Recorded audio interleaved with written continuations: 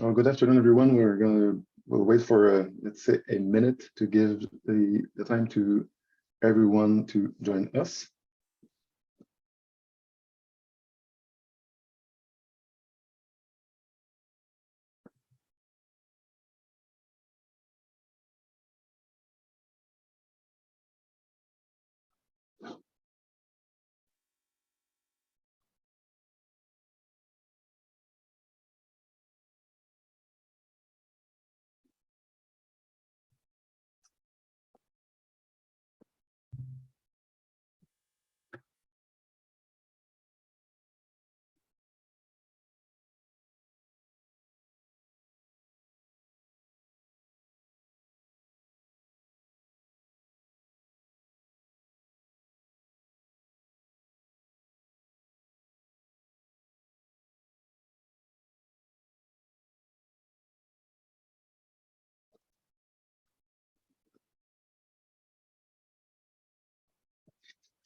Okay, good afternoon or good morning, depending on where you are in the country. Hello, everyone. Welcome and thank you for joining us today. I'm Louis Baumy, the Executive Director of the Institut de l'Énergie Trottier, and I'll be your moderator for that webinar. Before beginning the presentation, allow me to say a few words about the Institut de l'Énergie Trottier. Two things that I ask you to remember is that we are working on providing a systemic understanding of the energy issues, or we look at them from a systemic point of view, and are in this to provide some or contribute to the societal dialogue on all of those energy issues. And how do we contribute to that societal dialogue? Well, first is by collaborating with other organizations or institutions in various levels, either in government levels or in university or non-for-profit, and also by leading some initiatives. The latest one being the Energy Modeling Hub, so new in fact that we still don't have a visual representation for it, but it's the kind of the conclusion of 2 years of the effort of the Energy Modeling Initiative. And also, in addition to collaborations and initiatives, we also make various publications. Here are a few of the most recent ones, and that are kind of, in a way, related with what we're going to be presenting today, in a sense that they're all looking at how can we achieve net zero by 2050, which is the national ambitions. Talking about what we're going to be presenting today, the strategic perspective on the electricity sector, the objectives. In fact, this project started by a simple question: is the electricity sector ready for the massive electrification that the net zero ambitions is calling for? So the objective of that paper are first provide an overview of what's the electricity sector in central and eastern Canada. From that overview, what are the challenges that we can see, and what can we propose in terms of work that should be undertaken to address and speed up that required transformation? The approach we use for that production of that document was first we didn't want to do that by ourselves, right? So we started by writing a first version of the report that we're publishing today that was used as a working document for some work groups, workshops that we organized with different people in the Atlantic provinces, in Ontario and in Quebec. The aim was to validate what we were proposing, that making sure that we're not saying things that were not true, identify some of the priorities of actions, the challenges that need to be addressed, and how can we move forward. What we're going to be presenting today, or the report that we're releasing today, is an updated version of that white paper based on the outcomes of those workshops and other meetings we had with other stakeholders. And the next step would be, of course, to get back to the stakeholders and engage with them to see how can we start that or speed up that transition. Before giving the floor to the co-authors of that report, I'd like to first thank again the people that attended our workshops. The 3 workshops we did, their time was precious, and the conversations were very interesting and fruitful. For the Q&A session, please use the Q&A feature on the bottom of your screen. Type your questions. We'll try to answer as many of them as possible. And without further ado, it is my pleasure to introduce you to Héloïse Edam and Simon Langlois-Bertrand, two of the co-authors that will be making the presentation today, and also to introduce you to Normand Mousseau, who will be joining them for the Q&A session that I will have the pleasure to moderate. So I think it's Simon that will take start the presentation. Thank you. Thank you, Louis. Thank you all for being here. So let me present a few elements of context for the beginning of the approach that we took to write the report. So in our Canadian Energy Outlook that was published last fall, we assessed various net zero scenarios. And these were mainly compared with two reference scenarios, which represented business as usual, that is, all policies that are in place to decarbonize greenhouse or decarbonize sectors across the Canadian economy, but no more. And we had one reference scenario that was more optimistic than the other, which included, for instance, the carbon pricing schedule up to 2030, which at the time was announced by the federal government, but not implemented. And also contain more aggressive adoption rates for technologies by the various actors. So that's the CP30 scenario that you see alongside the REF one in the top left chart. So this is greenhouse gas emission evolution across the country, depending on the scenario at different points in time. So we have 2030, 2040, 2050, and 2060. The third scenario is a net zero scenario by 2050. That was the main scenario that we included. And of course, if you contrast the results for the evolution of emissions, you can see that the difference is quite substantial between that scenario and any of the two reference scenario even before 2030, but especially after 2030 as well. So the results for net zero pathways are supported in particular by an important decrease in final energy consumption across sectors, which is shown in the bottom left chart. But what's important to understand, especially for the context of the discussion that we're having here, is that the decrease in demand is not the result of reduced provision of services, but rather an increased efficiency in this provision of services, mainly, not merely, but mainly through the use or the increased use of electricity. Also worthy of mention is the evolution of the projected cost of decarbonization. So if we just look at our earlier modeling exercise that we did in 2018, we notice a significant reduction in marginal reduction costs, which you see in the the bottom right chart. For instance, if you look about halfway through from left to right in the chart, you see that the 500 million tons, so that's about 2/3 of the way in Canadian emissions, the marginal cost of reduction comes at about $350 per ton, while this was close to $1,200 per ton in 2018. So important to take into account in our discussion as well. I'm sorry. If I focus on the electricity sector, because obviously that's what we did for this report. So you have here the production of electricity in the top chart and installed capacity in the bottom chart. This is by province. So we grouped here just for simplicity the Atlantic provinces.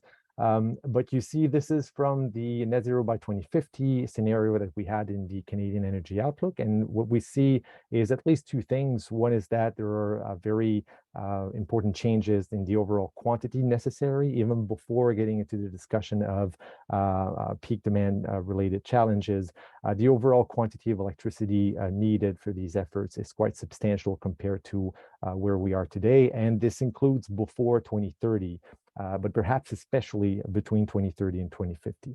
Also to note is that efforts are not at all the same in all provinces, necessary efforts to get there. So one of the underlying questions, as Louis alluded to in the objectives earlier, is how can provinces in the region collaborate to achieve these objectives? So to give you an order of magnitude, when we talk about the electrification of the sectors, in the bottom right table, you can see for some sectors, buildings, industry and transport, what we're talking about in terms of the size or the magnitude of the electrification of these sectors in a scenario that achieves carbon neutrality by 2050. So for buildings, it's from less than half to 90% of all buildings consuming electricity. Transport is close to 1% up to 39%, and industry is sizable as well. So of course, we're this participates in the reflection over what needs to be done or what's implied by the meeting of these targets. Also something to mention, we did a comparison in the winter of 2021 between the projections, the results that we had in our scenarios and the projections that were available at the time for the federal government's Healthy Environment and Healthy Economy Plan published in 2020. And the report mainly discussed the differences and similarities in the results, and we found that our expectations were much less optimistic than those of ECCC. But at the same time, what's important to note here for electricity particularly is that regardless of the level of optimism, before 2030, we're talking about a sizable decarbonization of electricity production. So in other words, the challenge of supporting decarbonization of the economy through an electrification of all sectors increases in difficulty because of the necessity to have in parallel a production of electricity that is very low in carbon intensity. So there is, just to note that there is a more recent plan for reducing greenhouse gas emissions published by the federal government in the early spring, but the numbers are sensibly the same for electricity. However, it's important to note that in that plan, electricity plays an even more important role in supporting decarbonization, which increases the importance of the observations that we make throughout here. This reflection, of course, was not done in silo, and it's part of a broader reflection, especially over the past 2-3 years, on the future of the electricity sector in North America. And there are other contributions that also put forward different highlights basically on the cost associated with the lack of grid integration across northeastern North America, for instance. So the states of New England, the state of New York, and eastern Canadian provinces. Also other reports that try to assess the opportunities, the obstacle barriers, and the difficulties of implementing this type of integration in the region. And of course, the role potentially that can be played by the federal government, given that historically electricity and electricity grid and planning was overwhelmingly done at the provincial level, but the federal government has ambitions and targets with decarbonization, including for the electricity sector, but also for the economy as a whole through electrification. So what can be done in that regard as well is part of the reflection. So to add to these contributions, there is a focus in our report, which is put especially on the lack of correspondence between the challenges linked to putting in place and implementing solutions for changes that are ongoing and to come in the demand of electricity, and the planning that's the current planning from the different entities that have jurisdiction on electricity grids in the center and the east of the country. So let me introduce you to the first part of the report before I give it to Eloise to list all the challenges that were identified at the end of the process. So the report focuses again on center provinces and up to the maritime provinces. And one element of the context that is put forward in the first part of the report is an overview of what's going on across these provinces and what has been going on recently. So the trends that we know pretty well at this point. So Canada's provinces are unequal in terms of renewable resources available for electricity generation. So you have Quebec and Newfoundland, for instance, which rely mainly on hydroelectric sources. But other provinces like New Brunswick and Nova Scotia, which still rely heavily on non-renewable combustible fuels. Also, after a reduction in carbon intensity that was pretty important between 10 and 15 years ago, now the carbon intensity of electricity generation has been more or less stable for the past decade in all 6 provinces, but the planned construction of natural gas-fired plants in Ontario and Nova Scotia in particular tells us that this carbon intensity will go back up in the near future. So that's also something to take into account.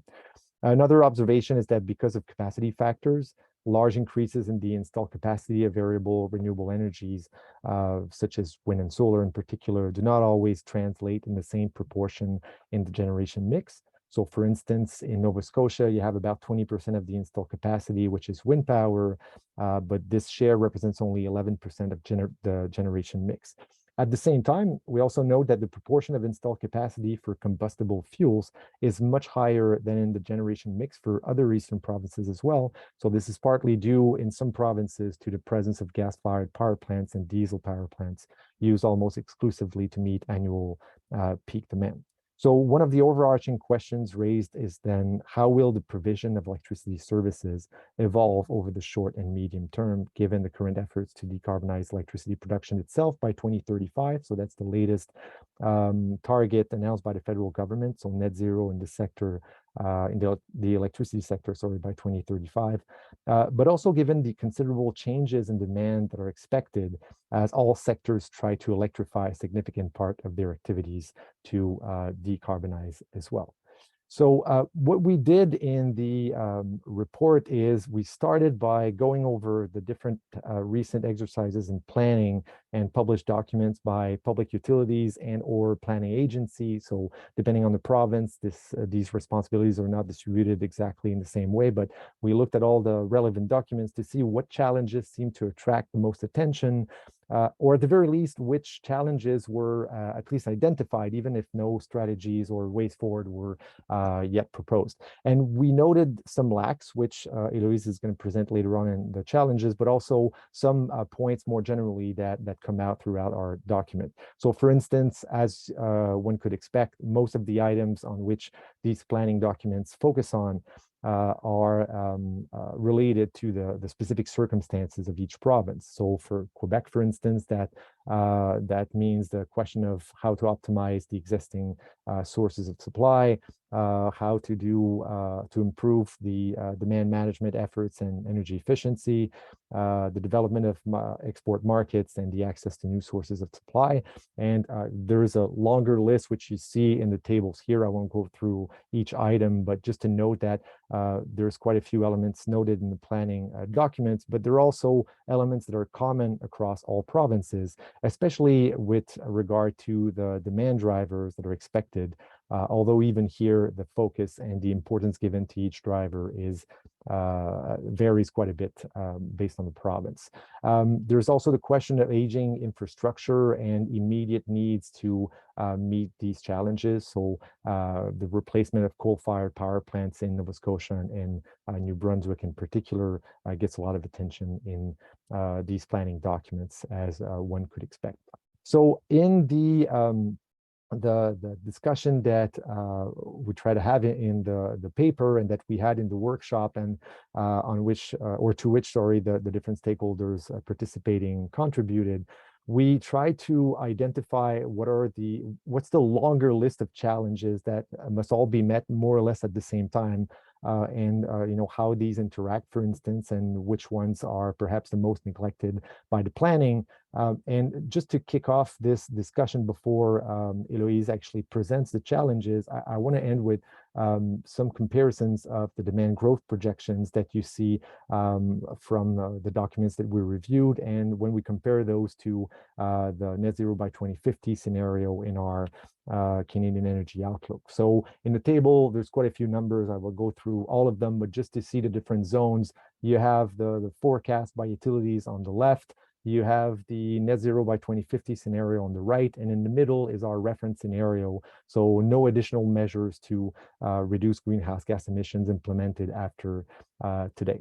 So in orange, if you look at the 2030 columns, there's already a few points to underline. So for instance, we already note that not all provinces, or most provinces actually, don't publish any projections beyond 2030. So there's no long-term analysis of expected demand drivers and the implications of those drivers. In the table, we don't see 2050 projection made by Hydro-Quebec and published in the spring, which gives a number, at least an order of magnitude of the expected increase, but there's not that much detail given on how to get there and how that's going to happen exactly. So in any case, there seems to be a lack in general of long-term planning in that regard, at least for projections.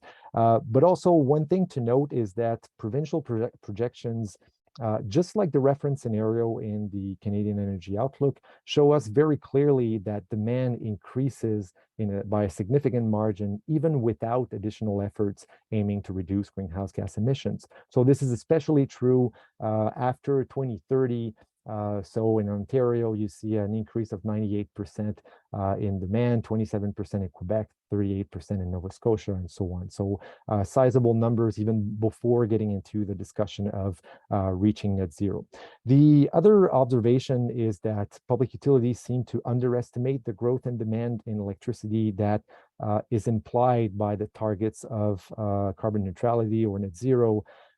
So again, with the exception of Hydro-Quebec, even though there's a lack of detail, but this lack of planning in the long term that we observe in these documents, where there's more or less no detail on what's going to happen if these projections are realized, it suggests that the substantial transformations required by this acceleration of the growth and demand that you see in the results for the net zero by 2050 scenario, and the changes in the profiles of demand that will accompany this electrification at a large scale of society are greatly underestimated by public utilities. So I'll give the microphone, so to speak, to Elise to talk about the different challenges related to that context that were identified throughout. Thanks, Simon. So yes, so now based on the analysis of the electric utility planning documents and on the discussions that took place during the workshop with the key stakeholders, several challenges which we believe are critical to the deployment of decarbonization trajectories were identified. In total, 12 challenges common to the entire region and several challenges specific to each province were identified. These include challenges related to the generation, transmission, and distribution infrastructure, the rate structure and regulations, the development of technologies associated with demand, including demand management, and the resilience and safety of the grids. I will not present all the challenges in detail. The details are in the report, but rather those directly related to the main concerns raised during the workshops. These concerns are the costs associated with the necessary transformations and the resulting responsibilities, the lack of governance in the provinces and the various economic sectors, and finally, the lack of a stable development and planning environment, specifically in terms of public policies. All these challenges have been classified into 3 categories based on the level of influence that electric utilities and other stakeholders have on them. I will now elaborate on 5 of the overarching challenges presented in the next 2 slides. First, in the internal category, which includes challenges internal to the power system or related to the generation, there is the challenge of adapting regulating agency to privatization of generation. With the growth of renewable energy production, such as wind or solar, and distributed generation, the dynamics of the electricity sector are changing. More and more producers are private players, and behind the meter installation, such as storage or residential solar photovoltaic panels, are spreading. This often impacts the cost of electricity production upward and changes the distribution of revenues in the sector. In addition, regulating agencies are often tasked with selecting the least expensive option, but not necessarily with achieving climate goals. This situation can lead to decision-making that is inconsistent with realistic decarbonization trajectories. Then, there is the challenge of adapting tariff structures to changing cost structures. Tariff structures in the study area have generally been designed and regulated for situations where variable costs are higher than fixed costs. However, electricity generation from renewable sources does not follow this pattern. Added to this are the effects of new demand drivers and changing in demand profiles. As a result, current tariff structures are increasingly inadequate to ensure sufficient revenue for some of the players, particularly the large utilities that own and operate transmission and/or distribution network. The third challenge that I will highlight here in the internal category is planning for the overall increase in society dependence on electricity. In fact, electrifying our society to make it low carbon leads to a greater dependence of the economy on electricity systems. Resilience and reliability of the overall electricity system is therefore critical and must be integrated into all levels of planning. The last two overarching challenges that I will highlight fall into the external category. The first external category with partial influence. This is challenges for which utilities or key stakeholders can change the main drivers or causes through strategic actions. The challenge that I would like to highlight is meeting the expected increase in demand driven by greenhouse gas reduction efforts. As the table comparing demand growth projection has previously shown, there is a significant gap between the demand projected by the utilities and the electricity needs given by carbon neutrality trajectories.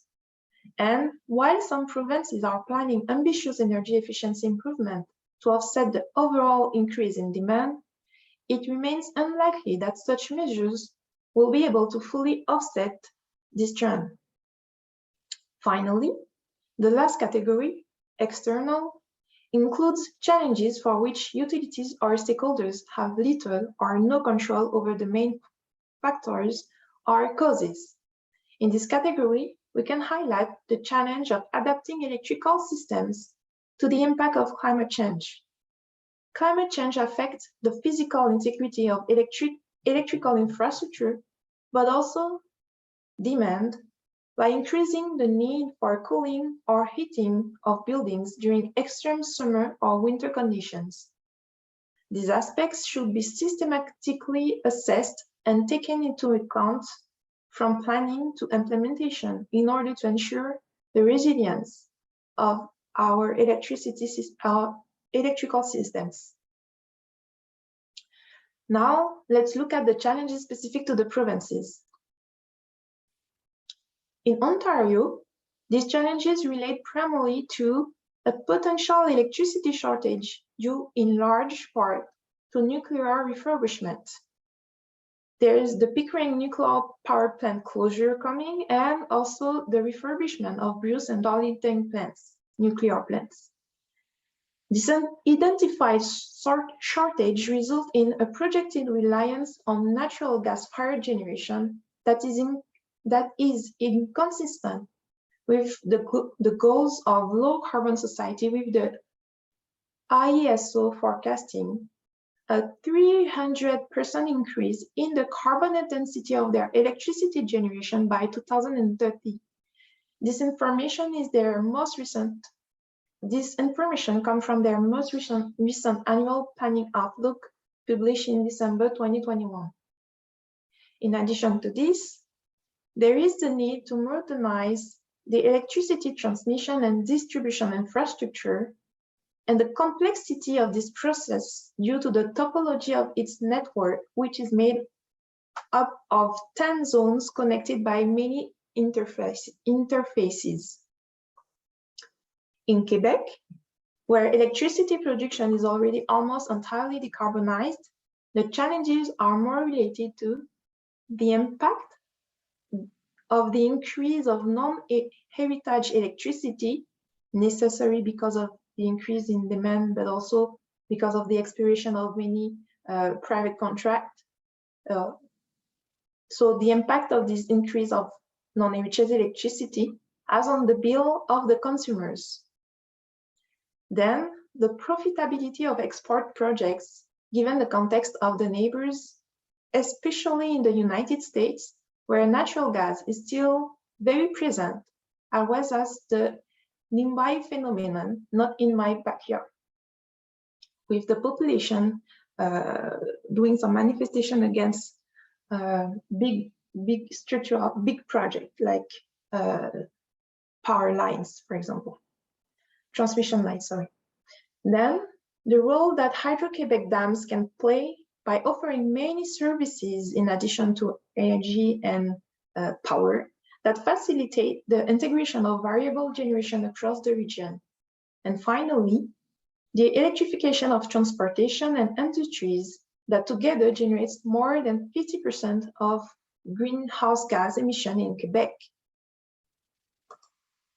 When you go a little further east, in New Brunswick, the challenges of replacing baseload power from coal-fired plants while avoiding the use of natural gas is a big challenge. For example, in the case of a closure of the Belgian plant, the Belgian coal plant, which would be consistent with the coal power plant phase-out announced by the federal, it is approximately 10% of the provincial total installed capacity that must be replaced in a context where the demand is projected to increase strongly. The same problem exists in Nova Scotia, where Nova Scotia Power Inc. is planning to commission 2 natural gas power plants in 2026 and 2030. Given that the lifespan of a natural gas power plant is between 30 and 40 years, and that the carbon capture technology is still immature, this planning is in conflict with the province's climate goals. In addition to the size and insularity of Prince Edward Island, the size and insularity of Prince Edward Island makes it complex to meet growing demand with decarbonized electricity and tends to reinforce its dependence on New Brunswick electricity. Finally, Newfoundland and Labrador, the improvement of the transition and distribution infrastructure is central because it is essential to bring the energy produced in Newfoundland to Labrador, and in particular to the Avalon Peninsula, which concentrates nearly 50% of the population of the province. This infrastructure is also vital to support the electrification of building heating and transportation. To conclude, there is a major disconnect between current electricity utilities planning and the effort to meet the climate targets set by the federal governments and the provincial governments in central and eastern Canada. The analysis shows that under current planning, utilities are betting on our inability to meet these climate goals. The risks involved are, first, to find ourselves in a dead end, as is already the case in Ontario, where the IESO forecasts a 600% increase in the carbon intensity of electricity production by 2040, in addition to the in the same trajectory of the 375% increase by 2030. Then the electricity sector could block the decarbonization process started by the provinces. Following our analysis and findings, we propose 6 avenues to support electrification effort in central and eastern Canada. These avenues could be examined by working groups whose objective would be to study the issues and solutions that are possible and desirable, and then to propose roadmaps to support the realization of the selected solutions. The first 2 avenues concern regulations and pricing. They aim to answer the following questions, which is, for regulation, how can the mandate of the public utility commissions and power utilities be updated so that these authorities account for decarbonization issues more systematically in their planification? And for pricing or tariffs, would it be relevant to adopt an overall pricing approach for the energy service instead of setting a price for customers per unit of energy consumed?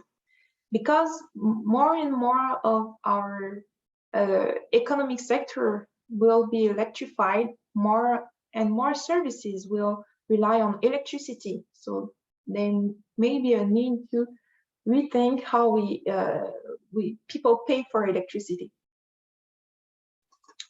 Then the following two avenues deal with the demand management and resilience. First, for demand management, how can demand management strategies best be integrated to be able to meet the challenges of managing peak demand and the current and future infrastructure demand development needs? In fact, our grid already exists. We cannot just erase it and buy a new one. So we have to transform what is existing to be able to support our decarbonization effort. And resilience, the question for the resilience avenue is, how can this growing need for resilience be more systematically taken into account in the planning and transformation of electrical infrastructures? And finally, the last two avenues concern the data and the support for implementation.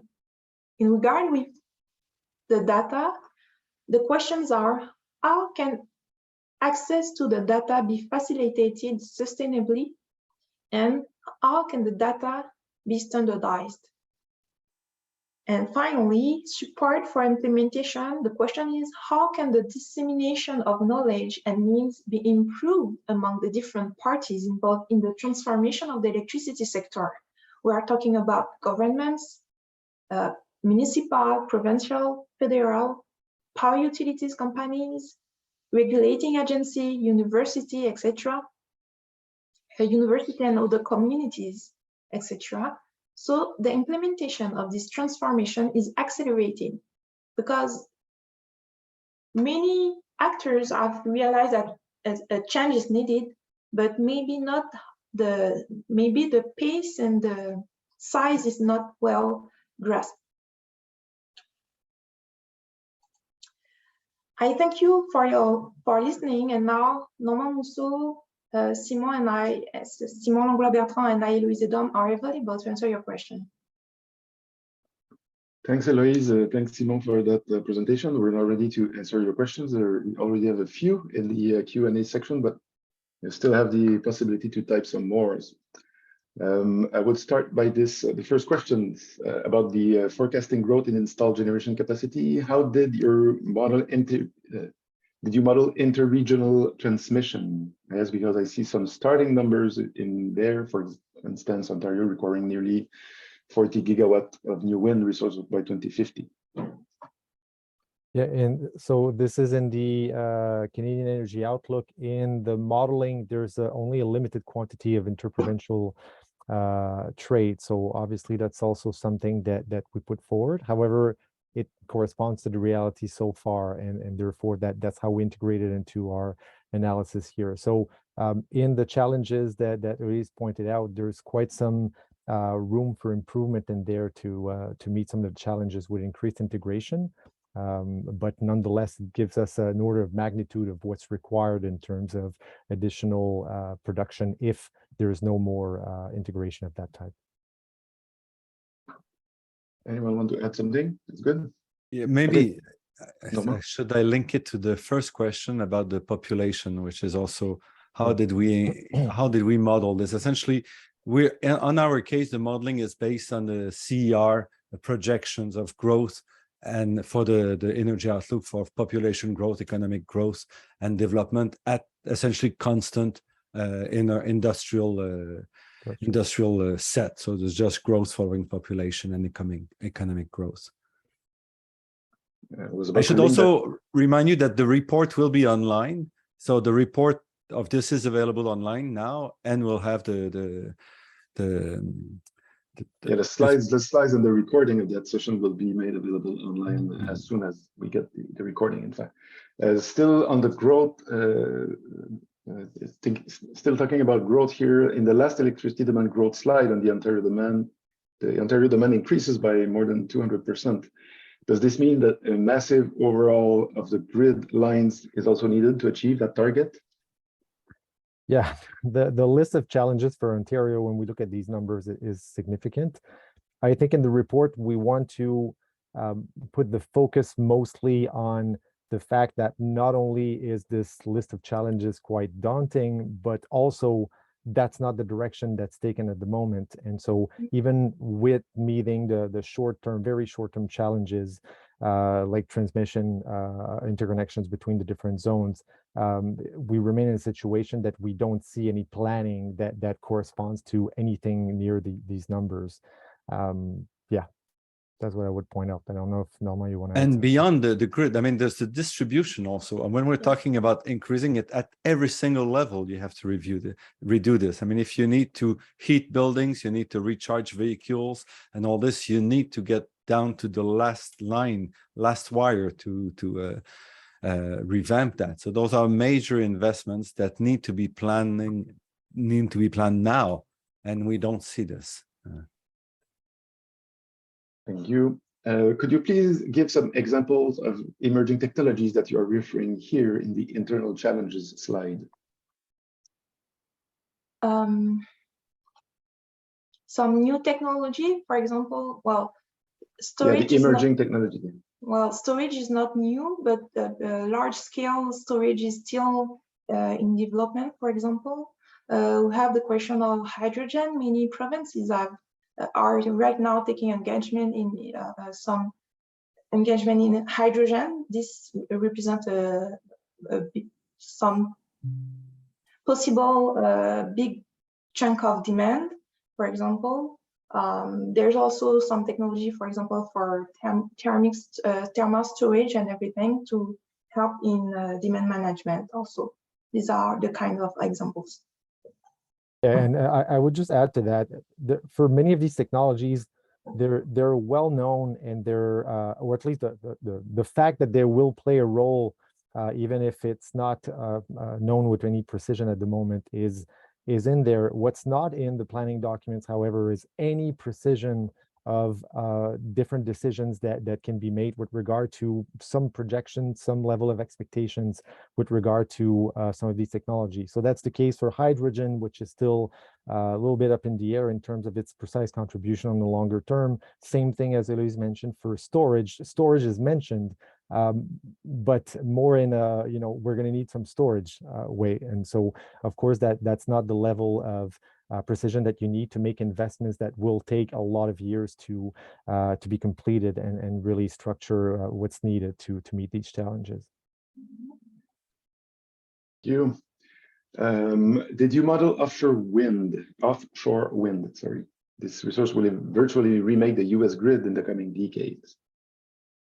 Yeah, so offshore wind, sorry, comes up in smaller numbers, perhaps that some would expect here, but this was based on cost projections done up to about 2 years ago. And since the situation is changing and evolving rapidly for that particular resource, we expect that these present an underestimation of the contribution of offshore wind. But there's also the fact, and I think Eloise mentioned it in the other webinar, that most of the efforts so far are still focusing on onshore because there's still land to build them. But of course, that's expected to change quite a bit. We don't know with any type of precision to what extent, but we should expect some additional role for offshore wind for sure. And I should add that this report today, I mean, this is work we've done for the Canadian Energy Outlook, but the issue today is not an analysis of the solution. It's an analysis of what's the planification to put any solution up front to answer the demand that is needed if we are to move and to reach the energy transition and the climate targets. So the issue here is that there might be other solutions, there might be ways around, but at the moment there's no planning. And given the time scale we're facing to get to 2030, for example, we are already late to do this, as Eloise was saying at the end of the presentation. We're already beyond what can be done. And without electricity, we cannot put the electric cars on the road, or we can put them on the road, but it will stay rather stationary. So absolutely, we need, I mean, this is the issue much more than various solutions, because the modeling we've done and what other people have done shows that there are ways to move forward and to reach these targets. But for this, you need to start planning and revise one of the issues we're facing. Does the modeling include imports and export? If so, how did you account for the import-export trends under different scenarios? And another question on the on import and export, as some provinces have explicit intention to export electricity to the US market. Is this a reasonable objective, given that the analysis suggests capacity would be constrained? In the modeling itself, there is some important export. In fact, there's much more of that compared to interprovincial exchanges in terms of changes compared with the starting point. With regard to the ambitions of different provincial utilities, in the analysis presented in this report, this is part of the discussion. But yes, the question was, is this realistic? That's a much tougher question. And of course, it needs to be discussed in light of the challenges that are identified. Some of them are linked to the increase in demand that may reduce the capacity to export large amounts, but there's also the time factor. So short-term, medium-term, long-term, obviously, that complicates things a little bit. I mean, part of the question also raised the issue. I mean, is it fair for a province to sell its electricity to the US, given that other provinces might need electricity? Well, to me, that's a rhetorical question. I mean, Ontario doesn't want anything to do, for example, with Quebec's electricity. So Quebec did what? Is signing a contract with New York, with Boston. It could have signed a contract with Toronto, but if Ontario doesn't want it, that's life. So our analysis here is say those are the issues we're facing today. There are many ways to resolve that. You might say, I will not build any new interconnect. Ontario might say, I will not buy electricity from anybody. But then that means you need to start building rapidly and upgrading the grid and everything quickly. And even if you buy electricity from Quebec or Manitoba, you still need to upgrade the grid and upgrade the transmission and transport between the regions. That needs to be done irrespective of what you're doing at this level. Thanks, Norma. One more question. I noticed a brief mention of biomass-derived electrification in the white paper released today. Biomass-derived energy by 2050 is very lightly addressed. Are we to take that to mean a small role for biomass-derived electricity in 2050? Or are there some other takeaways here on the issue of biomass in 2050? Simon? Well, there are two things here. Again, I'm trying to balance the answers between talking about the Canadian energy outlook and the document presented today. So in our results for the projections, we discussed this extensively elsewhere in the CEO 2021 in particular, but the role of biomass is really key in net zero trajectories. Whatever it is, there's much more to be done on discussing this and what a role will actually be. In the discussion for the identification of the challenges presented in the document presented today, the discussion is supposed to be focused on the fact that not only are most actions required to meet greenhouse gas emission targets not being put in place, but they're also not planned. So again, we focus on the lack of correspondence between what we expect and what's planned in the planning agency documents. So on the role of biomass, there's very little said in those documents for most provinces. So, we can discuss this extensively, but I think what's most useful is a comparison of the order of magnitude in the growth of demand, regardless of the exact sources in the end that end up being used in order to meet these challenges. Thank you, Simon. Now we're getting in the political question section. First one, Canadians are already complaining loudly about energy costs. with many Canadians facing energy poverty. Should governments be required to identify the associated cost, example, decarbonization and grid modernization, with every target being set?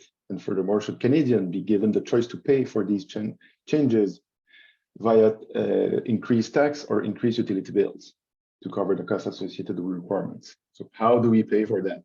Yes. I can start with that. I think we all have strong opinions of different elements. It's a very important question, obviously, and this is a broader question outside of electricity, obviously, but in relation to decarbonization. One thing to say for starters, that in this type of analysis, we use the starting point that the target for reducing greenhouse gas emissions or meeting net zero by whatever year, it's taken as granted.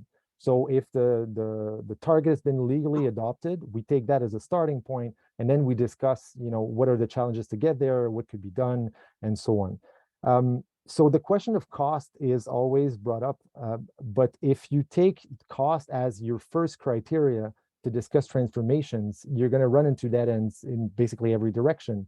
If you take instead the fact that we want to get to another target, and then we can talk about cost as, what's the cheapest way to get there, what's the proper investments to make on different timescales and so on. This is where it's a lot more useful in moving things forward. The fact is there's not much movement regardless at the moment in this type of investment. So always blocking on the question of cost may be a little bit counterproductive in terms of making progress towards the decarbonization targets. But I'm sure my colleagues have some stuff to add to that as well. Eloise? Well, I pretty agree with you, Simon, where on the fact that we have targets. Now we have to think about how to achieve them. And when we did our various workshops, the cost always came back in the discussion. And as Simon mentioned, it was acting like, okay, we cannot go further this. But I think there's way of thinking the solution. It's true that we will use more and more energy. In some case, using electricity will lower our bills. In other case, this will increase our bill. I think there's ways of thinking that, but I cannot say one or the other option that mentioned is the question is the best. I think we have to work on which solution should be put forward. So finally, I agree with Simon. I would say that the question, the person who asked the question, no, you raised 2 points. You said there's at least 2 ways to look at this, and we tend to forget that there are more than one ways. As Eloise was saying also, a lot of the new technologies improve productivity of the energy, which means you need less energy to do the same service. If you, for example, buy an electric car, well, clearly you will pay less for refueling with electricity than with oil. So who should benefit from this gain? So the idea, the simple point of what is a tariff is much more complicated than simply looking at the price of a kilowatt hour, except for very energy intensive industry, because there are ways to reduce the demand while having the same service. So this transformation, and also Simon and Louise are pointing to the fact that when you look at other countries that make progress, they don't start by saying there's a barrier, I cannot do anything. When we went around in Eastern Canada, the rate was the first excuse for not doing anything, okay? But let me add that electric cars are coming, whatever you want in Canada, electric cars are coming. There's so much pressure around the world that they will be there. So when you will get your electric car and you want to plug it in the wall, and Hydro One or Hydro Quebec or I know New Brunswick Power say, well, sorry, we don't have the electricity to recharge your car, I don't think we will blame the electric car. So in some way, you have to move with your time, even if that means higher tariffs. And no, believing that we will be stuck and will stop moving is ridiculous. Can I add to, because the latter question, I think Louis mentioned energy poverty, and I'm grateful to see that there seems to be much more detailed analysis of this issue countrywide for the past 2-3 years. Because indeed, if this is already a problem that's not very well understood, then we're going to get more of that potentially. And so we need to start thinking about how to avoid as much of that as possible in the near to medium term future. So yes, that's also part of the challenges to meet for sure. And this can be done by targeting directly the poverty, not reducing rates for everybody. I mean, when the oil price go up by a factor 2, I mean, people are much less somehow, mad than if the electricity goes up by 5%. So at one point, you have to also understand what's happening, keep the balance right, and address the issue, the real issue, which is energy poverty.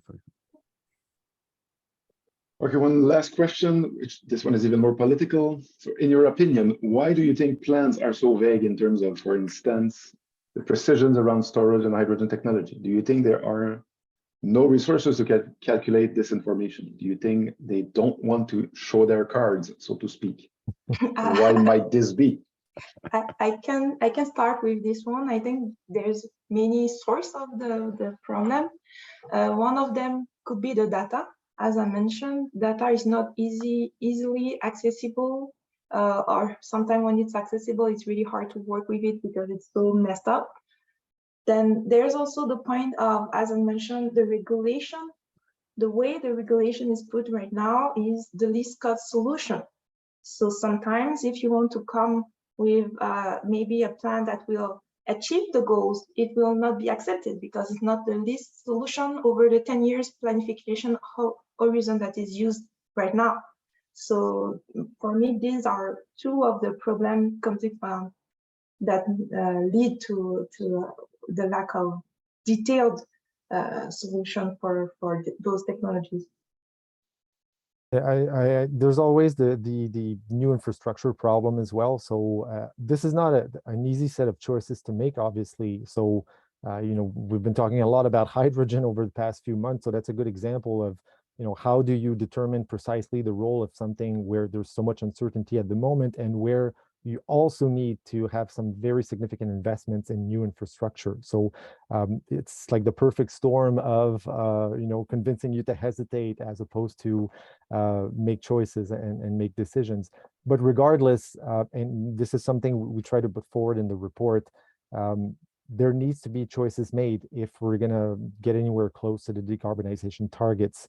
So efforts toward that go through, at the very least, having more informative data and much more real term, especially for those technologies that are still emerging, or at least where there's a lot of uncertainty. So things change fast and we need to have up-to-date data. That would be certainly a good start. And after that, choose some avenues where the risks are the lowest. Yes, it's impossible to have precision about storage and hydrogen technology, but that should not prevent us from moving forward. Do we know we need to invest in production? We can do it now. We have already solutions, and let's start building, and we can add up things as we move forward. So it's not the end. The end is not the decision we're taking today. What we're saying in this report is that there's no decision, no investment, no planning. It's not that everything has to be done today. We can start. We know we'll have to grow a lot. So let's start. Let's upgrade the network. Let's figure something out, and then let's try stuff. It's also why we are advocating doing these working groups, regionally or nationally, because you might want to benefit from what the other province is learning. And at the moment in Canada, every province works in silo and make sure that it doesn't discuss any of these issues with anybody, including itself, but we would have a lot, we would benefit a lot from also exchanging and trying to learn from each other. That would hasten the learning, lower the cost of moving forward. But it's clearly there's many regions where we don't have clear answer, but we cannot wait to have the perfect answer to move forward. Well, thank you, Norma, for that positive conclusion and the fact that we need to work together. I will thank you all for that great presentation. I will also thank again the people that attended our various workshops. And finally, I will thank you all that were with us today. The report and everything, the presentation, the recording, everything will be made available on our website. I thank you and see you soon. Thank you all. Bye-bye. Thank you.